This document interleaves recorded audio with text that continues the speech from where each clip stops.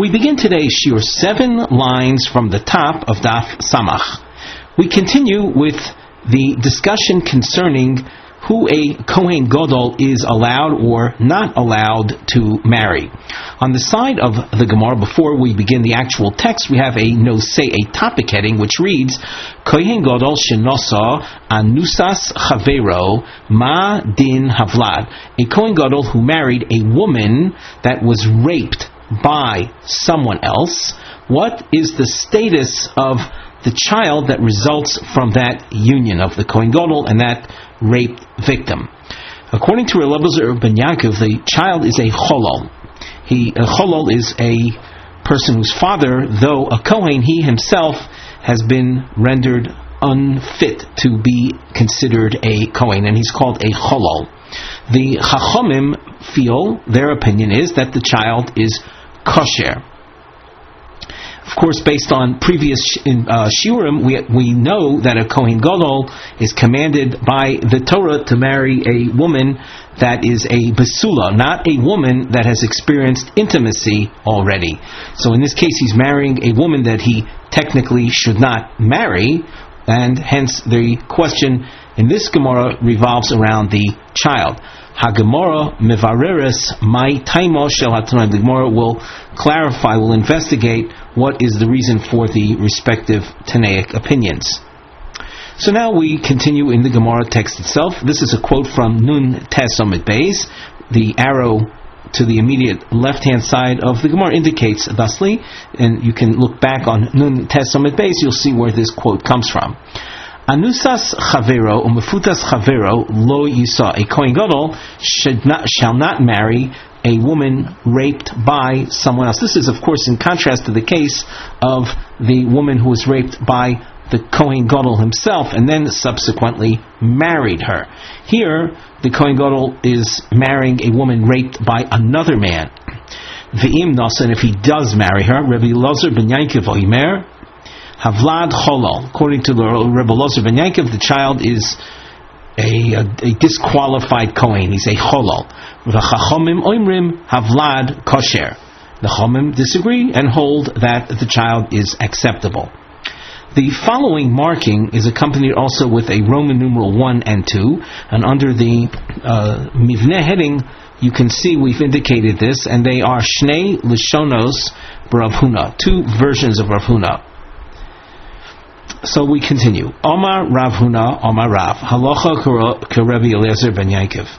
The halacha follows his ruling. It's a more stringent ruling, namely the child is considered disqualified as from being a Kohen. V'chein Omar Rav Gidol, Omar Rav, Halacha Rabbi Eliezer ben Yaakov, and he also rules thusly. Ika di Amri. Another version is Omar Rav Huna, Omar Rav, my taimo de Rabbi Eliezer ben Yaakov. What is the reason that Rabbi Eliezer ben Yaakov declares that the child is a cholol? So you can see we have a triangle marking, and on the side they introduce Hezberim, the Shitos HaTanoim. These are explanations for why the Tanoim hold what they do. So at this point the Gemara is asking, what is the reason for Rabbi Elazar ben Yaakov that the child is a cholol? So the Gemara answers, Sovar law, Rabbi Elazar, that is, Rabbi Elazar ben Yaakov holds like the Tano Rebbe Elazar that a Ponui Habala Pnuya, if a single fellow has relations even with a single woman, that union, that intimacy, creates the status of a zona upon her. And being that she is a zona, she is forbidden to a Kohen to the tune of a negative command. And hence, a child that results from the union of a Kohen with a woman that is prohibited upon him through an Isur Lav, through a negative command, the resultant child will be a Cholol. Question: Umi Savar Loka Vasei? Does a Rabbi Elazar ben Yaakov hold like Rabbi Eliezer that Poni Aboa Poni Avlad that Asa Zona? For Hakaimulon Mishnas Rabbi Elazar ben Yaakov Kavanaki. we have a principle that the teachings of Rabbi Elazar ben Yaakov, though few in number, are considered very authoritative. That's the expression kavanoki. It's few in number, but very clean, literally, very authoritative. Vilu baha amar Rav Amram ein halacha kerevi Elazar. So if on the one hand we're going to say that we paskin where Rabbi Elazar ben Yaakov appears, we paskin like him, and at the same time we know from what Rav Amram rules that the halacha does not follow Rabbi Elazar, we would be very hard pressed to say that Rabbi Elazar ben Yaakov, who is an authority we would rely on, would be ruling like someone we don't rely on. Kashya. So this is a difficulty. The attempt to explain Rabbi Elazar ben Yaakov's ruling that the Vlad is a cholol based upon Shitas Rabbi Elazar. Don't confuse, by the way, that names Rabbi Eliezer ben Yaakov, he's one person, and Rabbi Elazar is someone else. So to base Rabbi Elazar ben Yaakov on Rabbi Elazar, that would be unlikely. And hence the Gemara concludes this particular point, Kashya, this is a difficulty. Ravashi Omar, Ravashi has a different explanation. You can see we have another triangle around Ravashi, introducing his version of explaining the Tanoi of Rabbi Elazar ben Yaakov and the Rabbanon. So he says, Ravashi Omar, B'yesh cholol mechayve aseh komiflagi. We mentioned before that if a Kohen marries someone that's forbidden upon the Kohen Balav, with by a negative command, so the resultant child would be a cholo. What about a Kohen who has relations with someone that is forbidden to him by virtue of it being a positive command? The Torah says that the Kohen is instructed in positive terms to marry a besula, to marry a virgin girl, a woman that did not participate in intimacy prior. So that is categorized as a from a chiyuv aseh. So the Iko Diamri, the second version of let us correct ourselves. Rav Ashi explains b'yesh cholol mechayve aseh komiflagi. And we're also going to emphasize that Rabbi Elazar ben Yaakov does not hold from Rabbi Elazar that that Ponui Habal Panuya makes her into a zona. So the woman that was raped by a one-time event does not make her into a zona. But there is this problem of a chiyuv aseh. The Rashi points out to the pasuk where it says besula yikach. In other words, he shall take a woman who is a virgin. That's a positive command, and not a be'ula, not a woman who experienced intimacy. And we have a rule that a lav habal michala say that a negative command that is simply derived from an explicit positive command, it has the status of a positive command. So once again, does the union of the Kohen Gadol with such a woman produce a cholol? Rabbi Elazar ben Yaakov Savar Yesh Cholol Mechayve Aseh. Yes, if a Kohen violates a chiyuv aseh and that union produces a child, the child will be a cholol. V'Rabbanon Savri Ein Cholol Mechayve Aseh. Chololus does not result from the violation of a positive command. My time of the Rabbi Elazar ben Yaakov, what is the reason for his conclusion?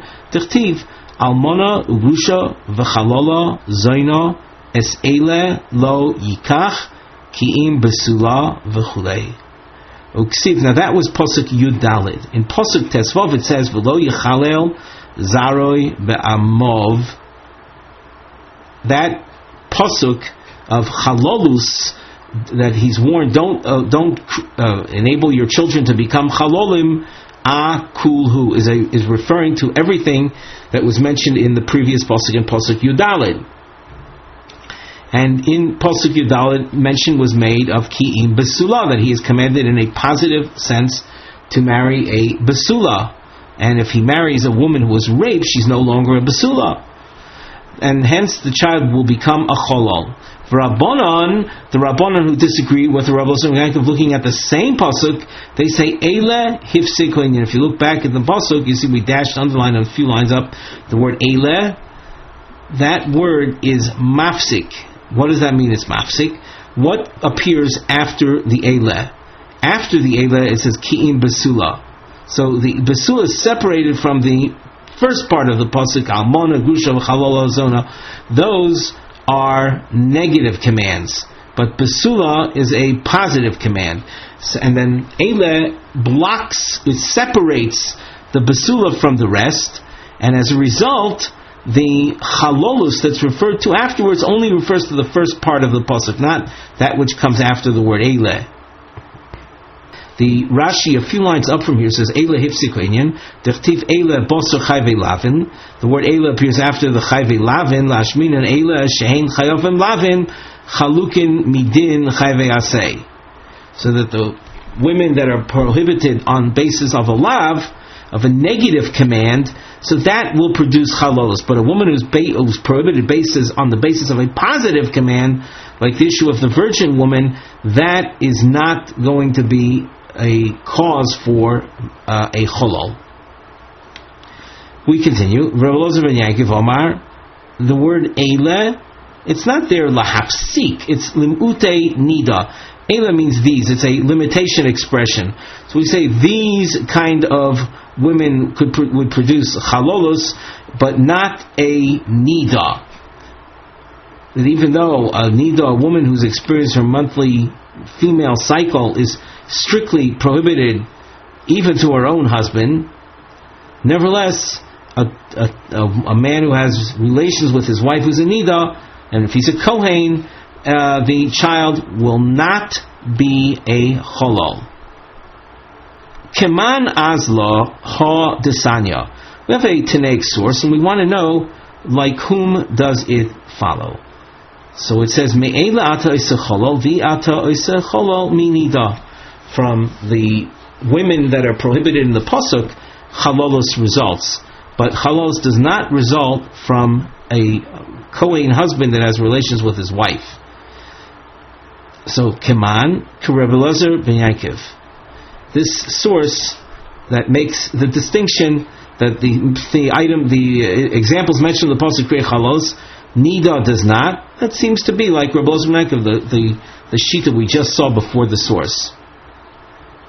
So the Gemara asks a technical question. For Rav Elazar ben Yaakov, nichtevei li'ele levasov. Why doesn't the Torah, if it's not coming lahafsik, in other words, according to Rav Elazar ben Yaakov, chivasei also produces halolos. So. And all the word does is memayet nida. It's a limitation expression. Why couldn't it have been at the end of the pasuk?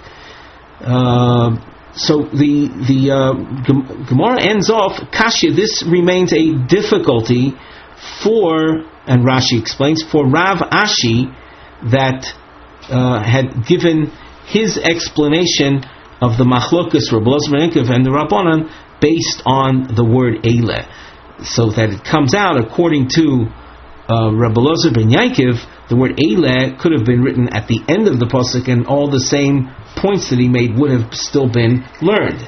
So that remains a technical question, a difficulty, but that's the end of that particular trend of thought. On the side of the Gemara, we have a nosei, a topic heading, Tumas Kohen La'achoisoi. In the Torah, in Parshas Emor, Kohanim are warned against defiling themselves to the dead. The exception or exceptions to that rule are what we call the 7 close relatives: father, mother, brother, sister, wife, son, daughter. And we mentioned sister. The Torah, when dealing with sister, it mentions a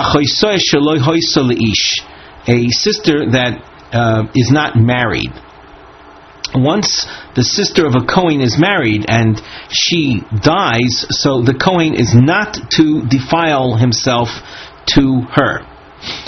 What about a sister that has not consummated her marriage with her husband? What is the din of the Kohen then?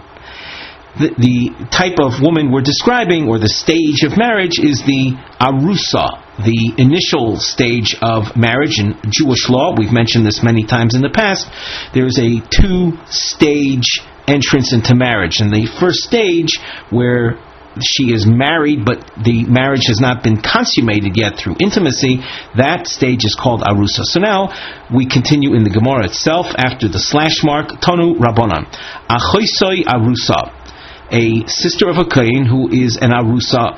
She is married but hasn't consummated her marriage yet. Rabbi Meir of Rabbi Yehuda oimrim metame law. The kohen is able to metame to her. He's allowed to metame to her, or if you will, he is expected to defile himself in terms of being participatory in her funeral.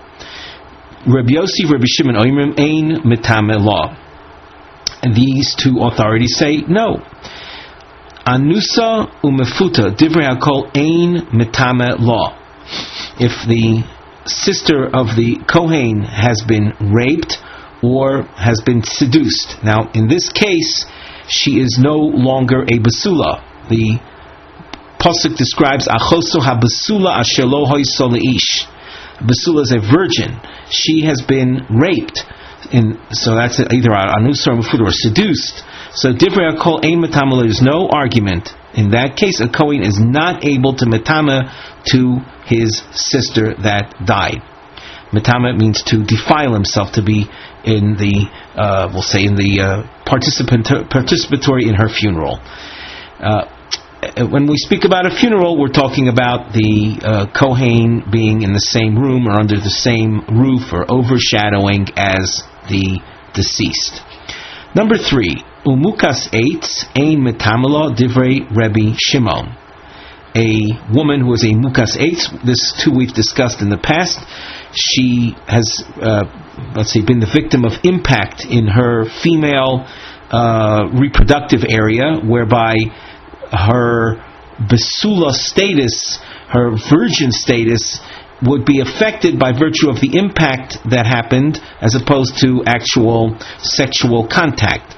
So that's a mukas eitz. She's no longer, according to Rabbi Shimon, she's not classified halachically as a basula. Shahoya Rabbi Shimon Omer. Rabbi Shimon's opinion is Ru'uya l'kohen gadol metame law. Only a woman who's fit to be married by a kohen gadol, by a high priest.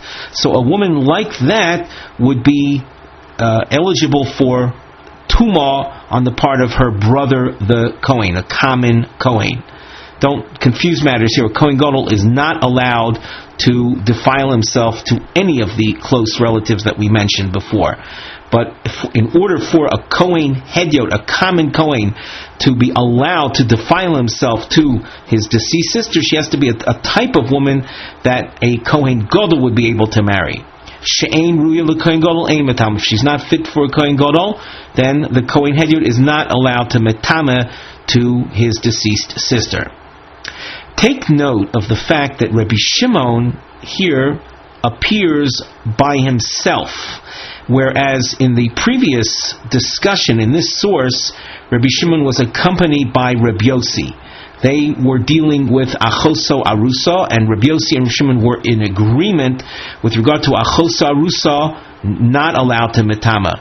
With regard to Mukas Eitz, only Rabbi Shimon says not allowed to metama, leaving room to understand that Rabbi Yossi would say that by Mukas Eitz, he is able to be metama. That's something that the Gemara will pick up on later. The Gemara will discuss this as on Omid Beis, where it takes note of the fact that Rabbi Shimon is appearing here alone.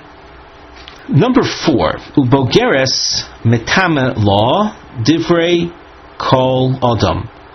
Bulgaris, and again a topic we've mentioned we've discussed in the past, a girl, in this case the sister of a Kohen, who is above age 12 and a half years. So that even though there is a discussion whether or not she is fit to marry a Kohen Gadol, but we're telling you here that even Rebbe Meir will say that she is a Kohen Gadol is allowed to be metamet to her. And now we continue with a double underlining marking that is explained on the side under the Mivneh heading. Mekoros l'machlokas hatanoim im kohen metame la'achos arusa. These are sources revolving around the issue of a Kohen's sister who is an arusa. Can he or is he not allowed to metame? So my time of Rabbi Meir of Rabbi Yehuda that say that he is metame to achos arusa. The Darshi Hochi, they explain the psukim as follows. Ula'achoisoi habasula. The Kohen is allowed to metam himself to his sister who is a basula, a virgin. Prat, to the exclusion, this pasuk excludes, as far as being able to be metam, it excludes la'anusa umefuta, the raped sister or a seduced sister. She is not a basula anymore. Yochol shani moitzi af mukas eitz. Should I exclude a mukas eitz as well, who is, let's say, physiologically not a basula either? Talmud Lomar, the pasuk in the same breath as it talks about the basula, it also says asher lo hoyso leish. We have this quoted, by the way, on the side by Yikro Perek Chafal of pasuk Gimel. You can see we've written it on the side of the Gemara Lachosa Psula Kroiva Elav Asher Lo Hoyso Leish Lo Yetama. So that it's not just that she needs to be a basula, but it's a girl, the sister in this case, that was not with man. Mi shehavayoso al yedei ish. This refers to a woman whose, let's say, loss of basulim would be through a man, through intimacy with a human being. Yotzazu, to the exclusion of the mukas eitz, she'ein havayosa ayadeish. Her new status of let's say non-basula is not through a man. Ha-kirova, the pasuk used that word as well, as you saw when we read the pasuk on the side. L'rabois ha-arusa. Now notice we have this dashed underline. This comes to include the sister who is an arusa. And Rashi points out we need this special inclusion because in the same pasuk we saw, Asher lo hoy salish, I might have thought that the pasuk says she was not with man. Well, an arusa was with man in the sense that he gave her money. There was a kinyan that the man did with her to make her mikudeshes to him, to make her bound in marriage to him. So, in order to counter that possibility, the pasuk says hakrova, to include the arusa as someone that the kohen is allowed or is expected to defile himself to her. A love, that's another word from the pasuk, l'rabois ha Bulgaris, to include the girl, the sister, that is above age 12 and a half. The Gemara asks, Ha lama likra, why do I need a love to include Bulgaris? Here we're working within Rebbe Meir. Ha v'hama Rebbe Meir, besula afilu mixas besula mashma. This is a point that we saw in our previous daf on Daf Nun Tes, that when the Torah uses the word besula, we saw a drosha bivasuleha, but the basic word besula indicates, when you see that word, it indicates even if she's a partial basula. What is Bulgaris? Bulgaris is that as she grows, as she matures, so the physiologically the membrane that we refer to as the basulim, that it's a membrane that seals the orifice or the canal leading to the reproductive area of the woman, but as she grows, so it shrinks, or the aperture opens automatically, leaving only part sealed, part still there. That's called mixas basula. So a woman who is in that state is nevertheless called basula. And the pasuk says, ulachos absula, he can be metame. So what do I need a love to include the Bulgaris? The Gemara says, itzderich, I need an additional word. Sakadai tachamina, I would have thought otherwise, neilach besula me hasam. I would have thought to learn a word comparison from another pasuk, and Rashi quotes the pasuk, ki yimotzei ish nara besula. That's a pasuk that deals with a man raping a woman. And it says in the pasuk the word basula, but together with it you have the word nara. So I might have thought mala hala nara, just like over there, basula is accompanied by nara. Nara is a girl between 12 and 12 and a half, and it's up till over age 12 up till 12 and a half. Afkan, so to here regarding tuma, I would have thought nara, and not a Bulgaris. Komash Malon, therefore a love comes to dispel that thought. And hence we come to this conclusion, according to these authorities, that the sister who is an Arusa, as well as a sister who is a Bulgaris, is permissible. It is permissible for a Kohen to metamet her. Now, for Rabbi Yossi, Rabbi Shimon, Maitamayu, they said no tuma to a sister who is an arusa. So Darshi Hachi, they explained the psukim thusly. Ula'achoisoi habesula. Again, that's from Vayikra Perek Chafalav Pasuk Gimel. Prat la'anusa u'mefuta u'mukaseis. The pasuk in their mind insists on an actual physiological basula, hence excluding anusa mefuta, which also the first opinion agreed with, that she's excluded, and a mukas eitz as well. She, according to this opinion, prevents a kohen from being metamet to her. Asher lo hoisa prat la'arusa. Notice the dash underlining. This is to contrast the opinion here with the opinion in the source before. So this source is excluding the arusa. Hakroiva l'rabois arusa shenizgarsha. The pasuk excludes a sister who is currently in an erusin state with her husband. However, if she was divorced from the erusin stage, in other words, she didn't consummate her marriage with her husband, and before that ever happened, he divorced her, so physiologically she still is a basula. She's not with a man, she's not attached right now, so she is someone that this authority, this opinion, will say, here the Kohen can be metamet to her. A love, l'rabois es habogeres. This, by the way, is the same as the source before, in terms of what to do with the expression a love. The Gemara continues. Hakroiva, this is a quote from the source we just read, l'rabois arusa shenizgarsha. And this source, by the way, reflects the opinion of Rabbi Yossi and Rabbi Shimon. So, if we're understanding things correctly, according to Rabbi Shimon, an arusa shenizgarsha is someone that a kohen is allowed to metamet to.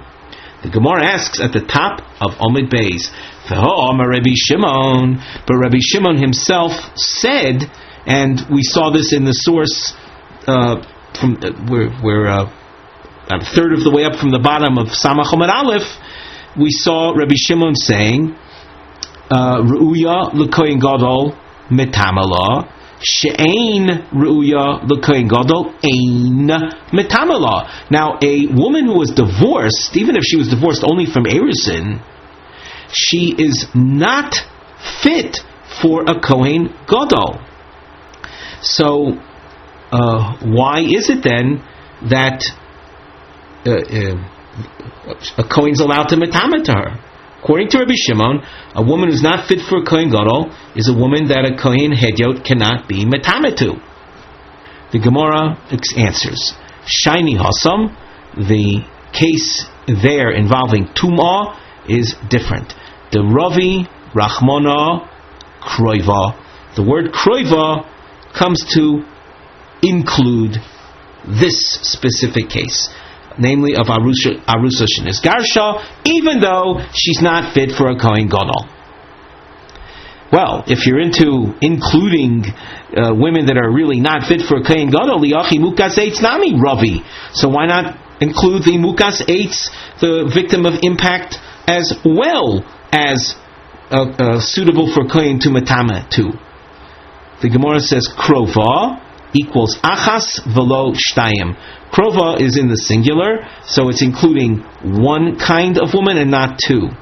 Question, Uma Rois, what is it then that motivated you to exclude the mukas eitz and include only arusa shenis garsha? The Gemara answers, there's a difference. Ha is avid bo maisa. In the case of mukas eitz, her body changed through an action, through impact with the whatever substance impacted her, a piece of wood or whatever. Ha lo isavid bo ma'isa. In the case of the arusa shenis garsha, nothing physically happened to her, and therefore it's easier to include a woman that is, let's say, closer to the original model, where nothing actually happened to her. And hence, Arusa Shenis Garsha is the individual that's included, whereas the principle of Rabbi Shimon of Ruya L'Kohen Gadol will exclude the Mukas Eitz. And now we focus on a point that we mentioned while we were reading the source, where the names had appeared and we underlined them. The Rebbe Yossi, he appeared together in the Reisha with regard to the Achos Arusa. Rebbe Yossi appeared together with Rebbe Shimon as saying not mitamet Achos Arusa. So Rebbe Yossi mideshavke bar zugay, with regard to mukas eitz, his partner left him. Now, in other words, in the Reisha, Rabbi Yossi had a partner. It was Rabbi Shimon. But when it came to the issue of mukas eitz, so Rabbi Yossi's partner is separate from him. So we say mideshavke bar zugay, regarding mukas eitz, Rabbi Shimon left Rabbi Yossi, went on his own. Michlal de bemukas eitz kerebi meir svirolei. Then the result is that regarding mukas eitz, Rabbi Yossi will hold like Rabbi Meir, who allows a kohen to metame to the mukas eitz. And you might ask, well, where did we see that? So if you look in the source where we had double underlined the names on Samach and Aleph, we had a source where we introduced it with the double underlined My Taima de Rabbi Meir of Rabbi Yossi, and in that source, which is brought to you under the name of Rabbi Meir, so mention was made that mukas eitz is someone that a kohen is able or is expected to metame to. So we see there Shitas Rabbi Meir very clearly, who's matir l'tamela to a mukas eitz. So, and we're saying now that since Rabbi Shimon goes on his own regarding mukas eitz as being someone a kohen cannot metame to, so Rabbi Yossi must hold like Rabbi Meir. The Gemara continues, minole, from where does Rabbi Yossi know this? Answer, mi loy hoisa leish. From that expression in the pasuk, a woman that was not with man. Now, mukas eitz was not with a man, so this is someone that a kohen can be metame to. The Gemara asks, but the ha afikte, but the lo hoisa leish was already used to tell us that a woman cannot be, that is a kohen cannot be metame to an arusa. And we're working again within Shitas Rabbi Yossi.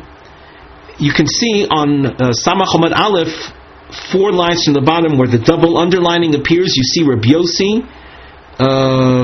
and Reb Shimon. Why is it they say you cannot metame to achosa arusa? So he learned it from that pasuk, mi lo hoysa leish. So how can lo hoysa leish be used on the part of Reb Yossi to tell me that the kohen can be metame to the mukas eitz? When a pasuk is used, it's used up. That's it. You conclude one thing from it, not 2 things. So the Gemara answers. We're going to take that very phrase, lo hoysel ish, and break it down. Chad, 1 din is learned from lo hoysa. That is going to exclude the arusa. She has to be lo hoysa in order for a kohen to be allowed to be metameter. But if she was with an arusa, if the sister became an arusa, so she was hoysa. She was with a man. But the drushes from the words lo hoysa. So that, as Rashi says, that will exclude the arusa. And v'chad, the mukas eitz, is mi leish, because mukas eitz is not a person. It's only if she was with a man, a human being, a man, that she would be excluded, not mukas eitz. So a kohen could be matame to a sister that is a mukas eitz. A love l'rabois haboigeres. This is, of course, a quote from the source on Amud Aleph. You use the arrow to the immediate right-hand side of the text. Connect that with the arrow at the bottom line of Samach Amud Aleph. You can see a love l'rabois habogeres. Now, the bogeres is not a basula. She's not a virgin. So the Gemara asks, how can the kohen be metame to bogeres? And we're emphasizing here the names. We're working within Rabbi Shimon. So the Gemara asks, Omar Rabbi Shimon, Besula equals Besula Shleimo Mashma. According to Rabbi Shimon, not like the opinion that we saw earlier, where even what's called Mixas Besula is called a Besula. But because that was a different that was a different opinion. That was Rabbi Meir. Here we're working within Rabbi Shimon. According to Rabbi Shimon, basula means a complete basula. There hasn't been any contraction of membrane. So wouldn't basula shlema exclude bogeres? The Gemara answers. This is a very sharp point. Taimo didei. The reason for Rabbi Shimon's opinion in general that a basula means complete, nami hasam mehacha. Rabbi Shimon's point that a basula implies complete is actually derived from over here. The Dorish hachi, he figures like this: mide'elov L'rabois habogeres. Since the word elov in this context, namely in the context of tumah, because the concept of basula has ramifications elsewhere. We saw who is a kohen gadol allowed to marry. She has to be a basula. So in the case of tumah, since the Torah goes out of its way employing the word elov to include l'rabas haboigeres, michlal the basula, that we can then infer that basula where it appears by itself without an additional inclusionary word, basula shlema mashma. That basula means a complete basula. So just to go over this last point, Rabbi Shimon's opinion is that when you see the word basula in isolation, it means a complete basula. In the case of Tumas Kohen, we have an exception because there's another word. The word elov comes to include the bogeres. But if you don't have an extra word, an inclusionary word, basula on its own will mean she has to be a complete basula, and which would thereby exclude, in those cases, a a Bulgaris. Tanya. Before we continue, let us glance at the side. We have a topic heading. Giores Pchusa Mibas Gimel Shonim V'Yom Echad Ksheira Lekuna Aliba de Rabbi Shimon Bar Yochai. A convert, a woman who converts under 3 years old and a day. Obviously, the little girl isn't making all these decisions, but we'll say that under the aegis of a court, this happens.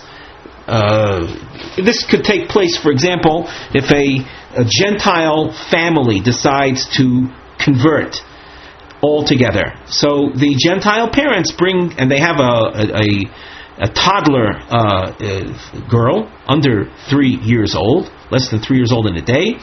So the court will convert her along with the rest of the family. So she is fit, according to the Rav Shimon Chaya, to marry a Kohen. Maybe we should just introduce by way the point that the Torah basically prohibits Kohanim from marrying women that converted to Judaism. Kohanim have a special standard in many areas, as we just finished seeing the realm of Tumah, and here we have another realm, the realm of marriages, whom he is allowed to marry. He cannot marry a divorcee, he cannot marry a chalutza, and he cannot marry a convert either. Rav Shimon Bar Yochai introduces an idea that if she was converted under 3 years old in a day, she is kosher, she's fit to the kuna. HaGemara tavarer minayin loy gil zeh. The Gemara will investigate where did Rabbi Shimon Bar Yochai get this age from. Where did he? What's his source? So we continue in the Gemara now. Tanya, Rabbi Shimon ben Yochai Omer. Giores Pchusa Mibasha L'Shanim V'Yom Echad Ksheira L'Kahuna. A girl who was converted under 3 years old and a day of age, she is fit to marry a Kohen. Shneimar. Now, this is a pasuk that appears in Sefer Bamidbar describing the Jewish war with the Midianites, and it says V'chol hataf banoshim. Taf is a word indicating toddler. V'chol hataf benoshim asher lo yodu mishkav zohar. Any woman that did not have intimacy with a zohar, a man, hachayu lochem. You keep alive for yourselves. Pinchas was the grandson of Aharon HaKohen. So he's an example of a Kohen. He was amongst them. So when the pasuk says hachayu lochem, keep them alive for yourselves, that means for yourselves to become even your wives. And Pinchas was amongst them, so that he would be allowed to have a Midianite girl as long as she was lo yadu mishkav zohar. Now, how exactly do you see 3 years and a day here? This is something we're going to have to clarify a little further as we go on in the Gemara. V'Rabbanan, the Rabbanan who do not permit any convert female to the kuna, what do they do with this pasuk? It says hachayu lochem la'avodem ulishvachas. They understand it to refer to slaves and bondmaids, that keep them for yourselves, but not to marry them. Well, ihachi bas shalosh shanim v'yom echad nami. Once the pasuk expresses its, we'll say its resistance or its constraints, that asher lo yadu mishkav zachar, why then does Rabbi Shimon Bar Yochai say only under 3? Even above 3 years of age, if she wasn't with a man, so she should be kosher to the kahuna. So that the question here is really a question that's focusing on the opinion of Rabbi Shimon Bar Yochai in light of the pasuk that emphasized Asher lo yaldu mishkav zohar. So why does he limit his permission to girls under 3? The Gemara answers, Kiderav Huna. The answer is based on Rav Huna's teaching. The Rav Huna raises we'll call it an inconsistency in the pasuk. And by the way, take note of the fact that in order to develop this idea, we have a long answer marking. So Rav Huna raises the following: Ksiv kol isha yoidas ish lemishkav zocher harogu. This is in the battle with Midian, and the Almighty orders His people, the Jewish people, to execute, to kill in the battle any woman that had relations with a man. We can infer from this, ha eino yoidas kaimo, if she didn't have relations, so you can keep her alive.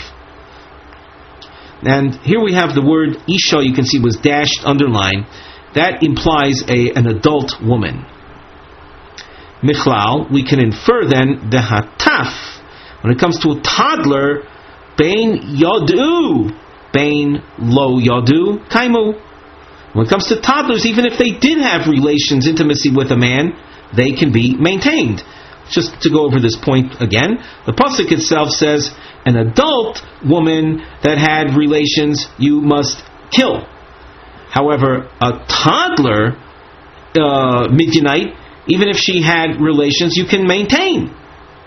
That's the inference we draw from this pasuk, which we labeled Aleph. Uksiv, and it also says in the same context, it says, V'chol hataf b'noshim asher lo yodu mishkav zochor hachayu lochem. And here the emphasis is on toddlers. What kind of toddlers can you maintain, keep alive? Toddlers that did not have relations. Ha yod yadi harogu. And here we notice the dashed underlining. We have here if they had relations, and we're dealing with a toddler, you must kill. Just use your markings, going back to the section where Aleph had the Aleph section of the pasuk. We have a dot underline under Taf, and we dashed underline Bein Yadu, and we dashed line Kaimu. So Taf Yadu Kaimu. That means a toddler that had relations, according to the Aleph section of the pasuk, you can maintain, keep alive. According to the Beis section, the dot underlined Hataf and said Yadi Harogu. If they had relations, you must kill them. So how can you resolve this we'll call this obvious contradiction? The inference from the first part is contradicted by the explicit second part. The Gemara answers, Have Omer, Biruya Liboel Hakosuv Medaber. The pasuk is referring to a type of girl that is fit, is capable of intimacy. And such a woman, such a female, even if she wasn't actually participant in intimacy, but she's of an age where she's fit for it, where she's capable of it, she must be killed. And Rashi explains, Heve Omer, Midekoshu Kroi Adodi, from the fact that there's a contradiction within the psukim, as we demonstrated before, Al Korchach, we're then forced into a position that the word Yodas, the pasuk had said, V'chol isha Yodas ish lemishkav zocher, the word Yodas, the Kro, that Yodas of the pasuk, V'asher lo yodu, and that expression as well, Lav Yedia Mamish Komer. It's not referring to actual intimacy. The in Kain lo mitratzo dukyo dekro. If you are going to insist on it, means actual intimacy, then the inference from the pasuk will remain difficult. Ella buruya liboil hakosuv medaber. The pasuk is referring to women that are capable of intimacy. The chol isha haruya leida, any woman that's reached an age that she's fit to participate in intimacy, harogu, kill them. V'hashto mashma, and at this point we change what we thought originally, that the word isha, afilu taf bas gimel turio leida. Isha does not mean an adult anymore, but rather it means even a toddler, she's over 3 years of age, because at that point she's physically capable of participating in intimacy. V'lo teiduk, and don't infer ha taf bein yadi bein lo yadi hafyu. That's what we thought before, but don't make that inference now. Daha biruya hamishtoi kra. The pasuk is focusing on simply, is she fit for intimacy or not? Elo hachyu lochem dekomar rachmona. The pasuk that said keep alive for yourselves means bepchusa mibas shalosh komar, is referring therefore to girls under 3 years of age. The Gemara continues. Tanya nami hachin. We have a brisa that supports this logic, or Rav Huna's logic. The pasuk says, "V'chol isha yodas ish."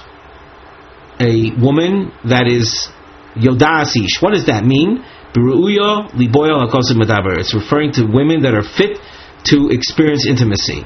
Ata oimer beruya liboyal oeino ela nivala mamash. You say fit for intimacy, or maybe it means only if they had actual intimacy. Kishu omer v'chol hataf benoshim asher lo yadu mishkav zochar.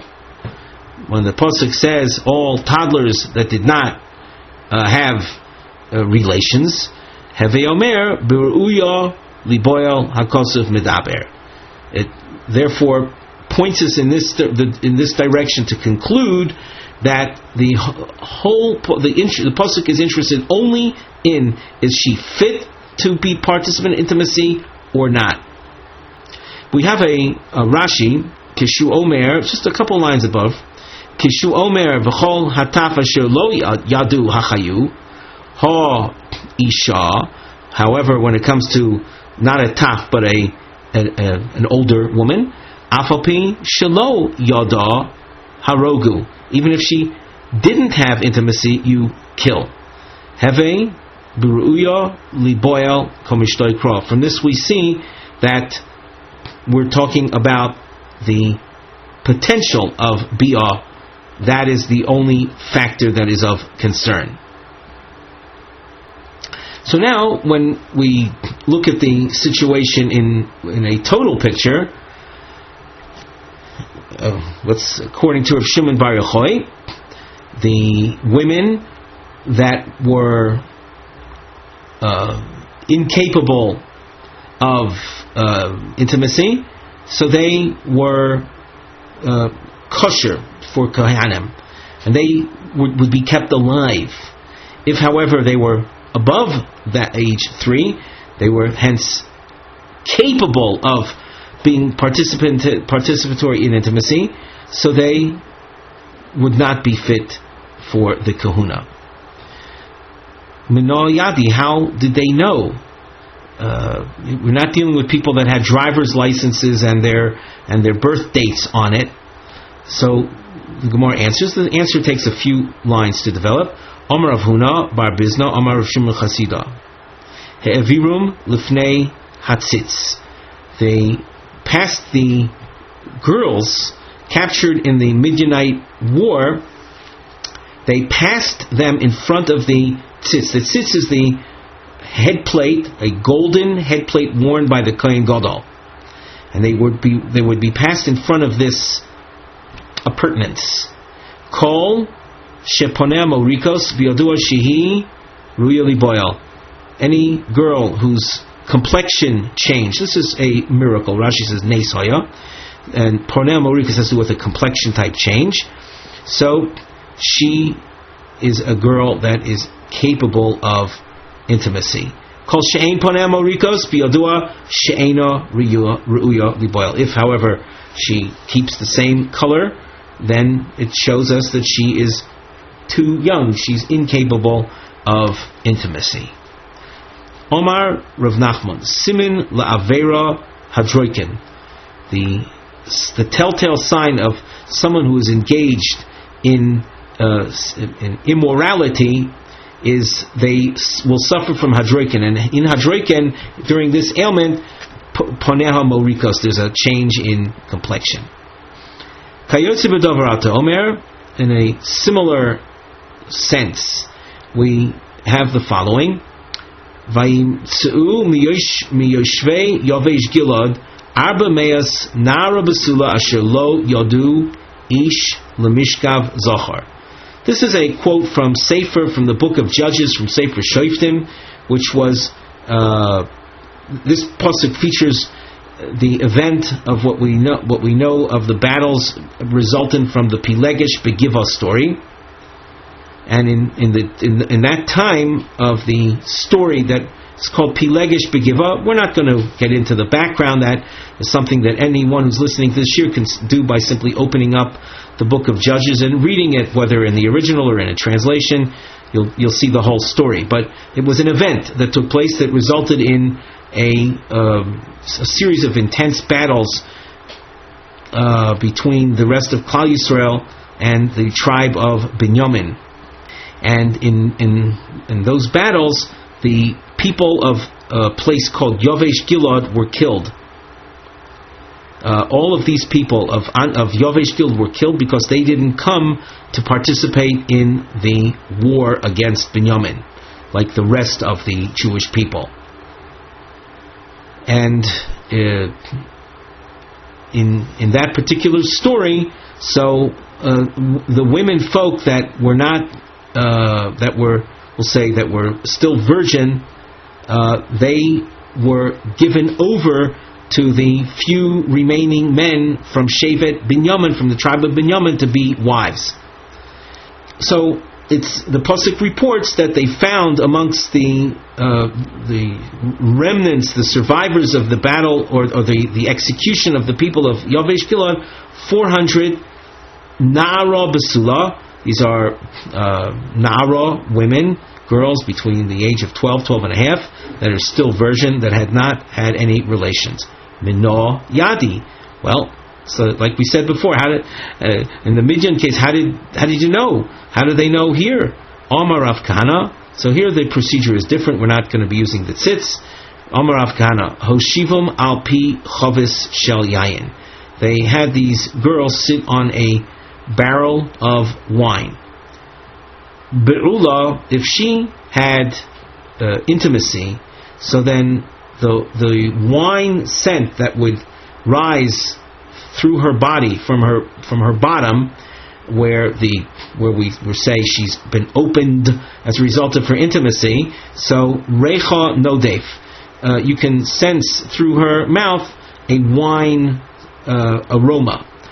Besula, since she's sealed, so then ein recha nodef, you won't perceive a wine aroma from her mouth.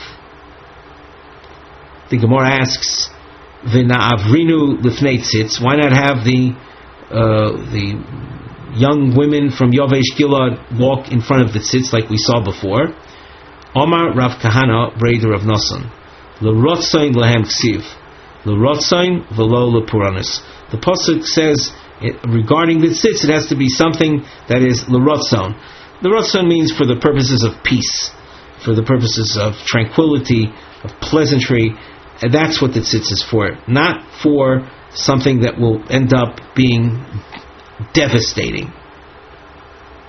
So then, in the case of the people of Yavesh Gilad, if they were not Na'ara Basula, so they would have to be executed. And we don't want the tzitz to be a determining factor in who is going to live and who is not. Well then, ihachi b'midyon nami, if that be the case, so shouldn't the same standard apply to Midyan? Isn't it so that the girls that were Ruyo Liboil would have to be killed? And the tzitz was determining that? Omar Rav Ashi, lohem ksiv. The pasuk said l'rotzon lahem. It means unto them. The them there is a pronoun referring to the Jewish people. Lohem, with regard to the Jews, we say l'rotzon v'lo l'puranos. It has to be something that's favorable and not devastating. However, when it comes to idol worshippers like the Midianite people, the tzitz can be used to determine a matter that would in fact be devastating as well. We continue in the Gemara, Omar Rabbi Yankiv Bar Ivi, Omar Rabbi Yeshua ben Levi. Halacha Rabbi Shimon ben Yochai. The halacha follows his opinion. That would mean then that a girl converting under 3 years of age is fit to marry a Kohen.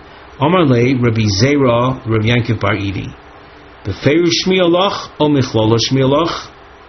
Rabbi Yankiv Bar Ivi is the one who quoted Rabbi Yeshua ben Levi's legal decision. Rabbi Zera asks Rabbi Yankiv, did you hear this explicitly from Rabbi Yeshua ben Levi, or is it something that you derived from some incident? We have a bracketed section, and if you look to the Gemara right after the brackets, Amar Le Befeirush Shmiya Li. So this is called the first version. That's why we have a little aleph. A few lines later, there's a beis by Rav Safra, 4 lines from the bottom. But the question that Rabbi Zera had posed to Rabbi Yankiv is, did you hear it explicitly from him, or something that you derived from an incident? So he says, no, I heard it specifically from Yeshua ben Levi that the halacha follows Rabbi Shimon bar Yochai. Now, you should know, in general, this is pretty much a principle throughout the Shas, that information that you explicit, so that it stands on its own, it's reliable. Information, conclusions that are derived through inference, that's what we call michlala. In the terms of Talmudic structure, it's almost always shown to have some type of weakness to it. And that's why the Gemara asks from time to time, is this something you heard explicitly, or is it something that you inferred? And if it's something that you inferred or derived from an incident, that entitles us to look at your source and possibly find a point of weakness in it.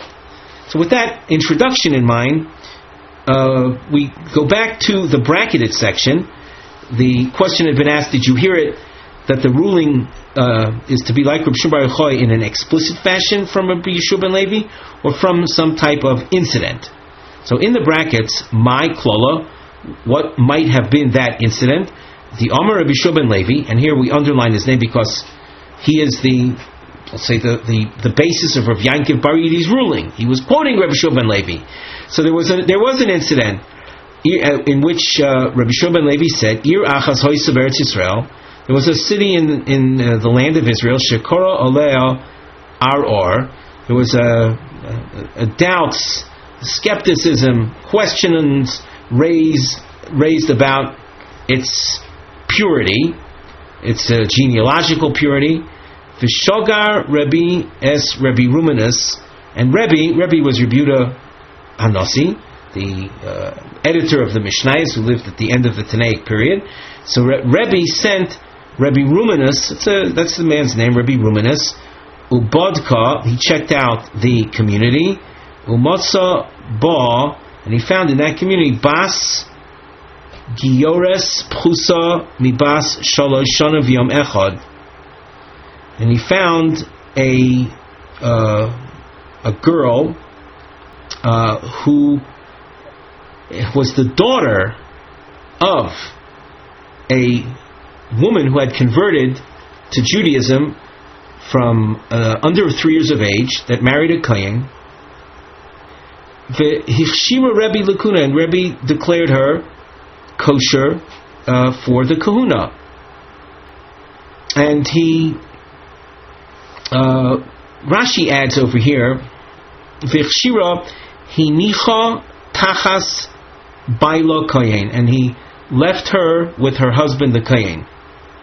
So that it shows that the mother was fine. Her mother had converted to Judaism under 3 years of age and married a kohen, and the daughter that resulted her married a kohen, and Rebbe said she can stay with her husband the kohen.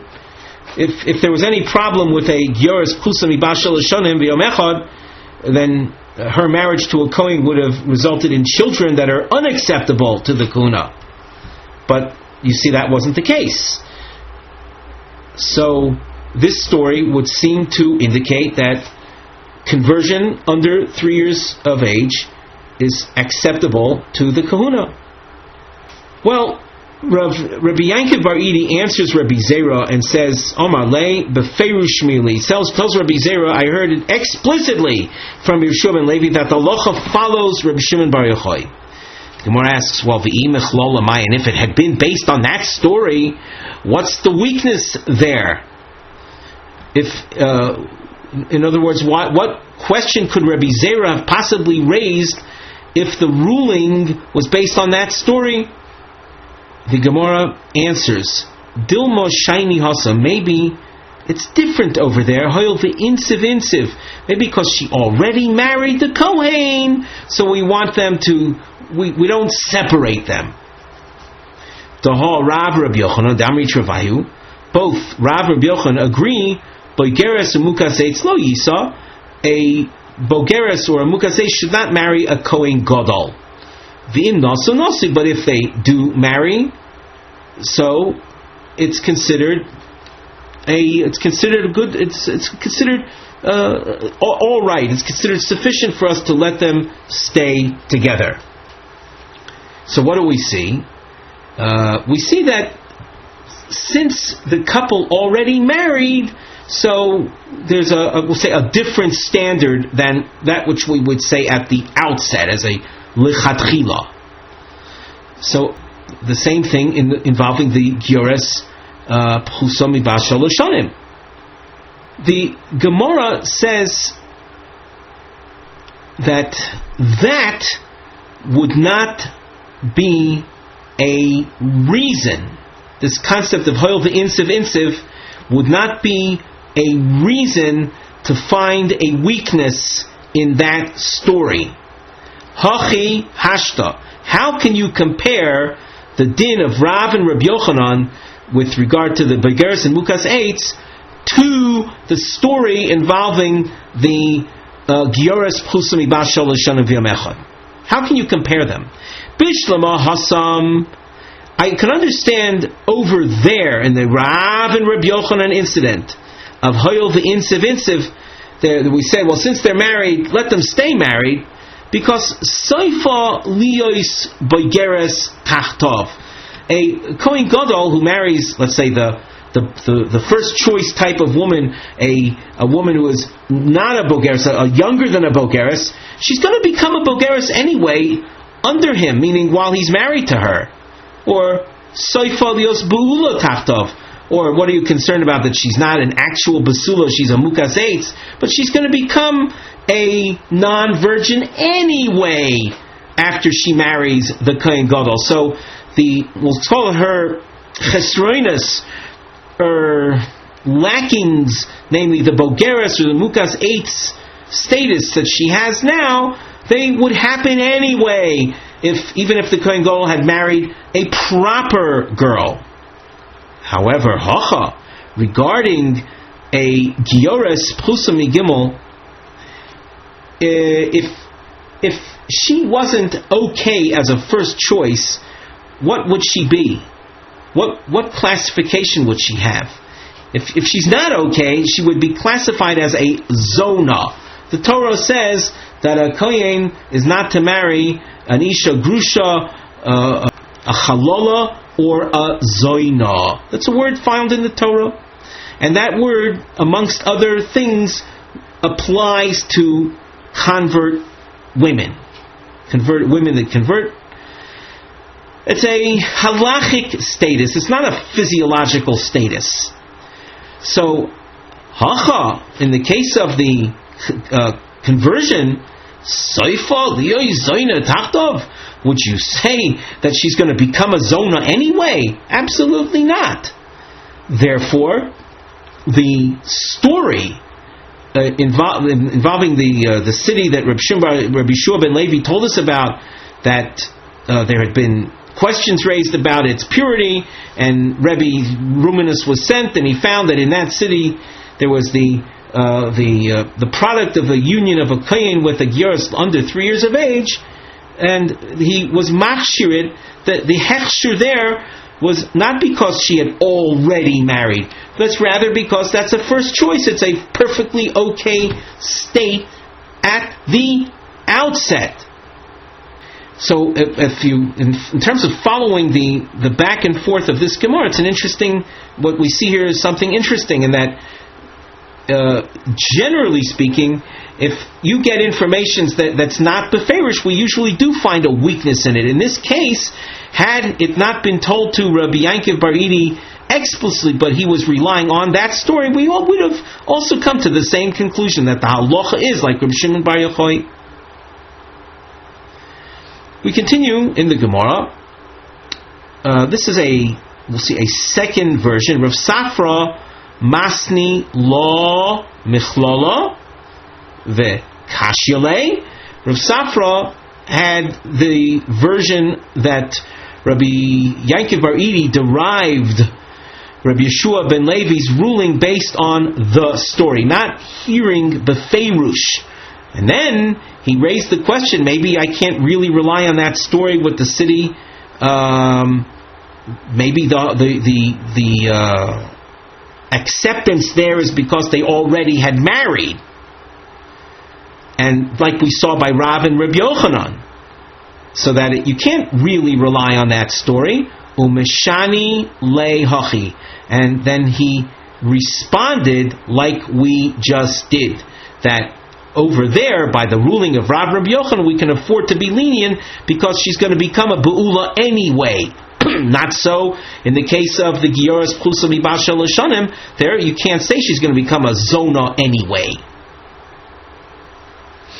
We continue in the Gemara. Hahu Kana, there was a Kohen, the Insiv Gioras Plusa Mibal Shel Hashanim V'Yamechad, that had married a girl that had converted from paganism to Judaism while she was under 3 years of age. Omar le Rav Nachman Bar Yitzchak. My high, what's going on over here? In other words, this doesn't look good. In other words, it's not good. It's usher. Omar le. So the Kohen said to Rav Nachman Bar Yitzchak, the Omar of Yankiv Bar Idi, Omar Rabbi Yeshua ben Levi, halacha Rabbi Shimon ben Yochai. We saw that Yankiv Bar Idi, quoting Rabbi Yeshua ben Levi, says that we follow Shimon ben Yochai, so that the woman that the Kohen had married is fine. Omar le, Rav Nachman Bar Yitzchak responds, Zil apik, you go and divorce her. The ilo, and if not, Ma pikna loch Rav Yankiv Bar Idi meunach. And if you don't, here first we'll translate, I'm going to take Rav Yankiv Bar Idi out of your ears. But Rashi says, it means to say, I'm going to put you in excommunication. I'm going to meshamtinon loch, as Rashi says, and force you to get rid of her, to sever your relationship with her. So you see that this later authority, namely Rabbi Nachman Bar Yitzchak, wasn't so quick to accept the pshat that we heard above, to be accepting or lenient with regard to a Kohen marrying a Giores convert woman under 3 years, that converted under 3 years of age. Tanya, v'chein hoya Rabbi Shimon ben Yochai Omer. Another comment of Rabbi Shimon ben Yochai, dealing with the general realm of non-Jews. Kivrei oivdei kechavim ein mitamin ba'oyel. The graves of idol worshippers, as opposed to Jews, their graves are not mitame, do not impart ritual impurity through oil. Oil means overshadowing. If you walk over, let us say, even without actual contact, you simply overshadow, you walk over a body that's buried in the ground. You walk over that point where the body is located. If it's a Jewish body, so the tumah penetrates the ground and reaches you, and you become tamei. The graves of idol worshippers, says Rabbi Shimon Bar Yochai, do not have that property. Shneimar, the pasuk says, "Vaten tsoni tson mar'isi Adam atem." That is a pasuk. Atem kriyim Adam. You, the Jewish people, are called Adam. that's a term. The word Adam, people will translate as man, but it's a halachic concept for our purposes. You are called by the term Adam. V'ein ha'oivdei kechavim kriyim Adam. Idol worshippers are not referred to by the term Adam. Now, what difference does it make whether one is Adam or not? Well, the din of Tumas Ohel, of Ohel, it's a defilement, that is taught in a pasuk, Adam ki yomus ba'ohel. So, having quoted that pasuk in Bamidbar and Parshas Chukas, Adam ki yomus ba'ohel, only if someone is classified as Adam is it shayach, is it appropriate to speak about Ohel. And I must emphasize, this is within the opinion of Rabbi Shimon ben Yochai. This is not a unanimously accepted opinion, but that's his opinion. So when the pasuk emphasizes that you, the Jewish people, are called Adam, we understand that the idol worshippers are not called Adam, and hence they don't fit into the defilement described in the pasuk of Adam ki yomus ba'ohel. The Gemara questions, and you can see we have under our mivneh structure, numbers 1 through 3, Kushios al Rav Shimon bar Yochai mi psukim. These are questions on Rav Shimon bar Yochai from psukim. Numbers 1 and 2, Shnei Kushios be'inyan hamilah Adam. Deroyim degam goyim kruim Adam. We're going to raise a question from two examples from psukim where we see non-Jews are also referred to by the term Adam. The third question, number 3, mi pasuk zeh makshim al hadam Rav Shimon bar Yochai de goyim eino mitamim shiva u'mei pasuk royim de goyim mitamim shiva. Shiva means 7 days. From what we explained till now, we get the impression, according to Rav Shimon bar Yochai, that goyim do not impart a ritual impurity that would last 7 days, which is, generally speaking, the length of time associated with defilement to the dead. And the impression that we get is that is a phenomenon that applies only when it's a Jewish corpse that imparts the defilement. If it's a pagan, an idol worshipper corpse, so it wouldn't metama 7. And as we said, we're going to challenge that in question number 3. We now turn to the Gemara, Meisvei. V'nefesh, and now this pasuk is a pasuk dealing with non-Jews. It says, V'nefesh Adam Shisha Asar Elef. So you see the word Adam in the context of non-Jews? The Gemara responds, Mishum Behema. There, the word Adam was a word of, we'll say, a word of convenience, simply to contrast the human beings from their animals. Question. This is another question from a pasuk in the book of Yonah, the book of Jonah, and it says regarding the city of Nineveh, the city unto which Yonah had been sent to prophesy and to chastise. It says there, and there was a city of idol worshippers. It says, Asher yesh bo harbe mishtem esrei riboy Adam asher lo yoda ben yamino l'smolo. It describes the shtem esrei ribo is the size of the population in that city, of how many Adam there were over there. A ribo is 10,000, so it's a description of 12 10,000s, 120,000 Adam. The Gemara says no. Again, the word Adam is not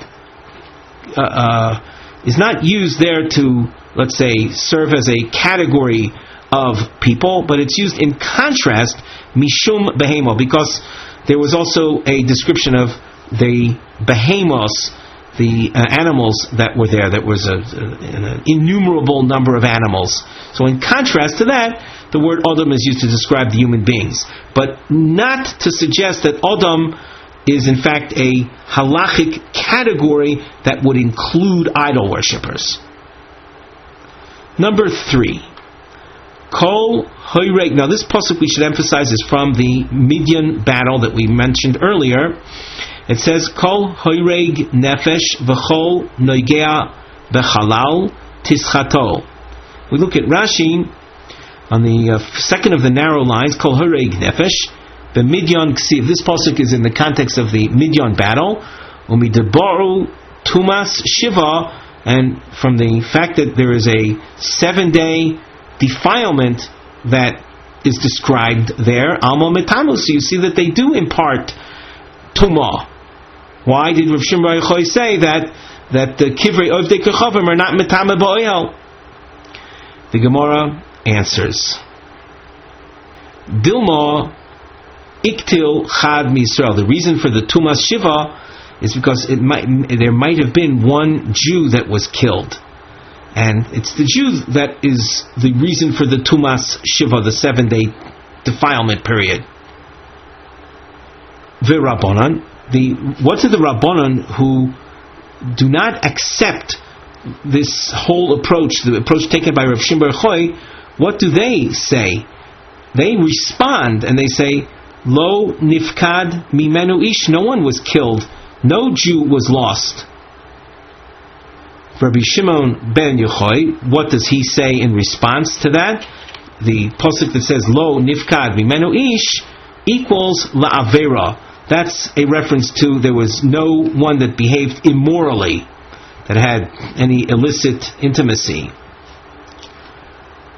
Ravina Omar. Ravina is a second approach to explain the Tumas Shiva, the 7-day Tumah period, as that resulted from the Midian battle.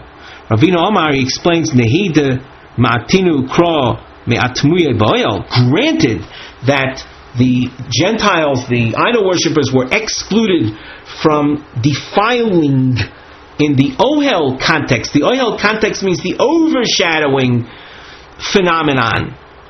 Dichtiv Odom Kiyamus Bohel. However, Mimagu Masa Mi Ma'atinu Kra. But as far as, let us say, there would be physical contact, a Jew would touch the corpse of a idol worshipper, or the Jew would carry the corpse even without touching, but actually move the corpse or carry the corpse of a Gentile. That's not overshadowing. That's called Tumas Masa. Does the pasuk exclude Gentiles from that form of imparting Tumah? No. So in the battle, there was very likely to have been Maga and Masa of the Gentile corpses. And that is responsible for the 7-day Tumah period that we saw referred to in the pasuk of Kol Horig Nefesh V'chol Nogeh B'chol Tischato.